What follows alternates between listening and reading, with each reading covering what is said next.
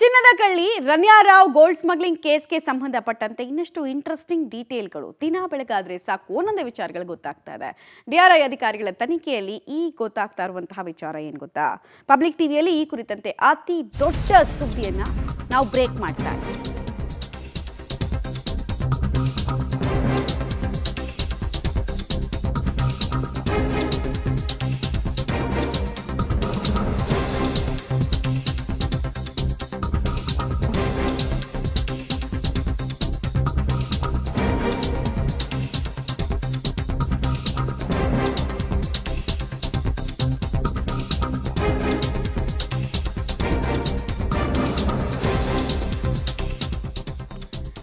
ನಾವು ಮೊದಲ ದಿನದಿಂದಲೂ ಕೂಡ ಹೇಳ್ತಾ ಇದ್ವಿ, ಈ ಪ್ರಕರಣದಲ್ಲಿ ಈಕೆ ಕೇವಲ ಪಾತ್ರಧಾರಿ ಮಾತ್ರ, ಸೂತ್ರಧಾರಿಗಳು ಬೇರೆ ಇದ್ದಾರೆ ಅಂತ. ಇದಕ್ಕೆ ಸಂಬಂಧಪಟ್ಟಂತೆ ಇನ್ನಷ್ಟು ಡೀಟೇಲ್ಸ್ ಇದು.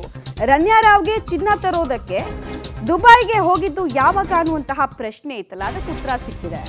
ಮತ್ತು ದುಬೈಯಲ್ಲಿ ಚಿನ್ನವನ್ನ ಕೊಟ್ಟಿದ್ಯಾರು ಅನ್ನೋದನ್ನ ಆಕೆ ಕನ್ಫೆಷನಲ್ ಸ್ಟೇಟ್ಮೆಂಟ್ ಅಲ್ಲಿ ಕೊಟ್ಟಿದ್ದಾಳೆ. ಅಂದ್ರೆ ಆಕೆಯನ್ನ ಹಿಡಿದು ಕೇಳಿದಾಗ ಆಕೆ ಒಂದಷ್ಟು ಸ್ಟೇಟ್ಮೆಂಟ್ ಅನ್ನು ಪ್ರಾಥಮಿಕವಾಗಿ ಕೊಡ್ತಾರೆ, ಅದನ್ನ ಕನ್ಫೆಷನಲ್ ಸ್ಟೇಟ್ಮೆಂಟ್ ಅಂತ ಅಂತಾರೆ. ಸೊ ಚಿನ್ನವನ್ನ ಯಾವಾಗ ಯಾವ ಸಂದರ್ಭದಲ್ಲಿ ಮೈಗೆ ಅಂಟಿಸ್ಕೊಂಡಿದ್ಲು ಮತ್ತು ಆ ಕ್ರೇಪ್ ಬ್ಯಾಂಡೇಜ್ ಎಲ್ಲ ಸುತ್ತಕೊಂಡಿದ್ಲು ಅನ್ನೋದನ್ನ ನಾವು ಹೇಳ್ತಾ ಇದ್ವಿ. ಅಂದ್ರೆ ಚಿನ್ನ ಅಂತ ಇದು ಗೊತ್ತಾಗಬಾರ್ದು, ತಗ್ಲಾಕೊಳ್ಬಾರ್ದು ಅಂತೆಲ್ಲ.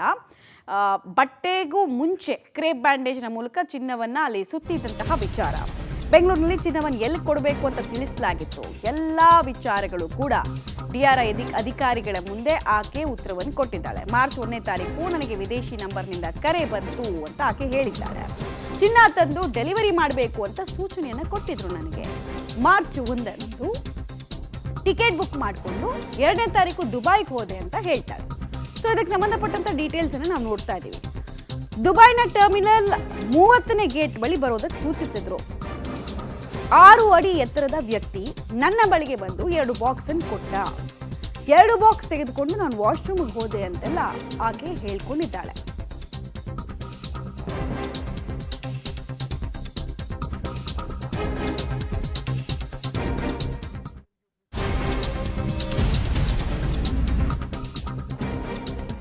ಎರಡು ಬಾಕ್ಸ್ನಲ್ಲಿ 17 ಬಾರ್ ಚಿನ್ನ ಇತ್ತು. ಕ್ರೇಪ್ ಬ್ಯಾಂಡೇಜು, ಟಿಶ್ಯೂ ಬಳಸಿ ಮೈಕ್ ಚಿನ್ನವನ್ನು ಅಂಟಿಸ್ಕೊಂಡಿದ್ದೆ ಅಂತ ಆಕೆ ಹೇಳಿದ್ದಾಳೆ. ಬೆಂಗಳೂರು ಏರ್ಪೋರ್ಟ್ ಟೋಲ್ ಬಳಿ ಸರ್ವಿಸ್ ರಸ್ತೆಗೆ ತೆರಳೋದಕ್ಕೆ ಸೂಚಿಸಿದ್ರು. ಸರ್ವಿಸ್ ರಸ್ತೆಯಲ್ಲಿ ಆಟೋ ರಿಕ್ಷಾ ಒಂದು ನಿಂತಿರುತ್ತೆ, ಅದಕ್ಕೆ ಡೆಲಿವರಿ ಕೊಡೋದಕ್ಕೆ ಸೂಚನೆಯನ್ನು ಕೊಟ್ಟಿದ್ರು ಅಂತ ಆಕೆಯ ಕನ್ಫೆಷನಲ್ ಸ್ಟೇಟ್ಮೆಂಟಲ್ಲಿ ಗೊತ್ತಾಗಿದೆ. ಡಿಆರ್ಐ ಅಧಿಕಾರಿಗಳ ಮುಂದೆ ರನ್ಯಾ ರಾವ್ ಕೊಟ್ಟಿರುವಂತಹ ಸ್ಟೇಟ್ಮೆಂಟ್ನ ಕಾಪಿಯನ್ನು ನೀವು ಎಕ್ಸ್ಕ್ಲೂಸಿವ್ ಆಗಿ ಪಬ್ಲಿಕ್ ಟಿವಿಯಲ್ಲಿ ಗಮನಿಸ್ತಾ ಇದ್ದೀರಾ. ಸೊ ಒಂದೊಂದೇ ಪ್ರಶ್ನೆಗಳನ್ನು ಕೇಳಿದ್ದಾರೆ ಅಲ್ಲಿ. ಯಾರು ಕೊಟ್ಟರು ಚಿನ್ನ, ಆಮೇಲೆ ಹೆಂಗೆ ಇದು ನೀನು ಕ್ರೇಪ್ ಬ್ಯಾಂಡೇಜಲ್ಲೆಲ್ಲ ಸುತ್ಕೊಂಡು ಬಂದೆ ಅಂತ ಕೇಳಿದಾಗ, ಎಲ್ಲಿ ಸುತ್ಕೊಂಡು ಬಂದೆ ಅಂತ ಕೇಳಿದಾಗ, ದುಬೈನ ಏರ್ಪೋರ್ಟ್ನ ವಾಶ್ರೂಮ್ನಲ್ಲಿ ನಾನು ಚಿನ್ನವನ್ನು ನನಗೆ ತಂದು ಕೊಡೋ ಕೆಲಸ ಆಗಿತ್ತು, ಆಮೇಲೆ ಇನ್ಸ್ಟ್ರಕ್ಷನ್ ಇತ್ತು ಇಲ್ಲಿಗೆ ಹೋಗಿ ಅದನ್ನು ಡೆಲಿವರಿ ಮಾಡಿಬಿಡು ಅಂತ. ಸೊ ಲಿಟ್ರಲಿ ಒಂದು ಡೆಲಿವರಿ ಗರ್ಲ್ ಥರ ಈಕೆ ಕೆಲಸ ಮಾಡಿದ್ಲು ಅನ್ನೋದು ಆಕೆಯ ಸ್ಟೇಟ್ಮೆಂಟ್ ಪ್ರಕಾರ ಹೇಳಿರೋದು. ಇದನ್ನು ಕ್ರಾಸ್ ವೆರಿಫೈ ಮಾಡ್ತಾರೆ ಅಧಿಕಾರಿಗಳು, ಇದನ್ನು ಕ್ರಾಸ್ ವೆರಿಫೈ ಮಾಡಿರ್ತಾರೆ, ಮಾಡಲೇಬೇಕು ಇಂಥ ತನಿಖೆಯಲ್ಲಿ. ಸೊ ಹೇಗಾಯಿತು ಅಂತ. ಆಮೇಲೆ ಅಲ್ಲೊಂದು ಆಟೋ ನಿಂತಿರುತ್ತೆ ಸರ್ವಿಸ್ ರಸ್ತೆ ಹತ್ರ, ಆಟೋದ ಚಾಲಕನಿಗೆ ಇದನ್ನು ಕೊಟ್ಬಿಡಬೇಕು ಅಂತ ನನಗೆ ಹೇಳಿದರು, ಅದರ ಪ್ರಕಾರ ನಾನು ಮಾಡಿದೆ ಅನ್ನೋದನ್ನು ಸ್ಪಷ್ಟಪಡಿಸ್ತಾ ಇದ್ದಾರೆ. 6 ಅಡಿ ಎತ್ತರದ ವ್ಯಕ್ತಿ ನನ್ನ ಬಳಿಗೆ ಬಂದು 2 ಬಾಕ್ಸನ್ನು ಕೊಟ್ಟ. 2 ಬಾಕ್ಸ್ ತೆಗೆದುಕೊಂಡು ವಾಶ್ರೂಮಿಗೆ ನಾನು ಹೋದೆ. 2 ಬಾಕ್ಸ್ನಲ್ಲಿ 17 ಬಾರ್ ಚಿನ್ನ ಇತ್ತು ಅನ್ನುವಂತಹ ವಿಚಾರವನ್ನು ಹೇಳಿದ್ದಾಳೆ. ಮತ್ತು ಕ್ರೇಪ್ ಬ್ಯಾಂಡೇಜನ್ನು ಇದಕ್ಕೆ ಅಂತಲೇ ತಂದಿದ್ಲು ಆಕೆ, ಕ್ಯಾರಿ ಮಾಡಿದ್ಲು ಆಕೆ ಅನ್ನೋದನ್ನು ಕೂಡ ಅಲ್ಲಿ ಹೇಳಿದ್ದಾಳೆ. ಟಿಶ್ಯೂವನ್ನು ಬಳಸಿದ್ದಾಳೆ. ಸೊ ಎಲ್ಲೂ ಕೂಡ ಚಿನ್ನ ಇದೆ ತನ್ನ ಹತ್ರ, ತಾನು ಸ್ಮಗಲ್ ಮಾಡ್ತಾ ಇದ್ದೀನಿ ಅನ್ನೋದು ಗೊತ್ತಾಗದೇ ಇರೋ ಹಾಗೆ ಅತ್ಯಂತ ವ್ಯವಸ್ಥಿತವಾಗಿ ಆಕೆ ಇದೆಲ್ಲ ಕೆಲಸವನ್ನು ಮಾಡಿ ಮುಗಿಸಿದ್ಲು ಅನ್ನೋದನ್ನು ಕನ್ಫೆಷನಲ್ ಸ್ಟೇಟ್ಮೆಂಟಲ್ಲಿ ಹೇಳ್ತಾ ಇದ್ದಾಳೆ. ಈಗಿರೋ ಪ್ರಶ್ನೆ, 6 ಅಡಿ ಎತ್ತರದ ಆ ವ್ಯಕ್ತಿ ಯಾರು? 1ನೇ ಪ್ರಶ್ನೆ.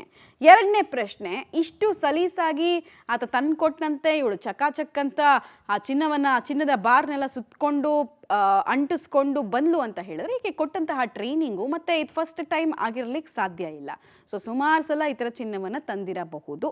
ಈ 3-4 ಪ್ರಶ್ನೆಗಳಲ್ಲಿ ಎಷ್ಟು ಪ್ರಮಾಣದ ಚಿನ್ನವನ್ನು ಆಕೆ ತಂದ್ಲು, ಅದೇನಾದರೂ ಬಾಯ್ಬಿಡ್ಸೋಕ್ಕೆ ಸಾಧ್ಯ ಆಗಿದೆಯಾ? ಆಮೇಲೆ ಈ ಸಿಂಡಿಕೇಟ್ ಅಂತ ನಾವು ಮೊನ್ನೆಯಿಂದ ಹೇಳ್ತಾ ಇದ್ವಿ ನಿಮಗೆ. ಅಂದರೆ ಸಿಮಿಲರ್ ಪ್ರಕರಣಗಳು ದೇಶದ ನಾನಾ ಭಾಗಗಳಲ್ಲಿ ಒಂದೇ ವಾರದಲ್ಲಿ ಕಾಣಿಸಿದೆ, ಸಿಕ್ಕಾಕೊಂಡಿದ್ದಾರೆ ಅಂತ. ಸೊ ಈಕೆ ಕೂಡ ಆ ಸಿಂಡಿಕೇಟ್ನ ಭಾಗ ಆಗಿದ್ಲ. ತಗ್ಲಾಕೊಂಡಿರೋರ್ದು ಇದೇ ಕತೆ.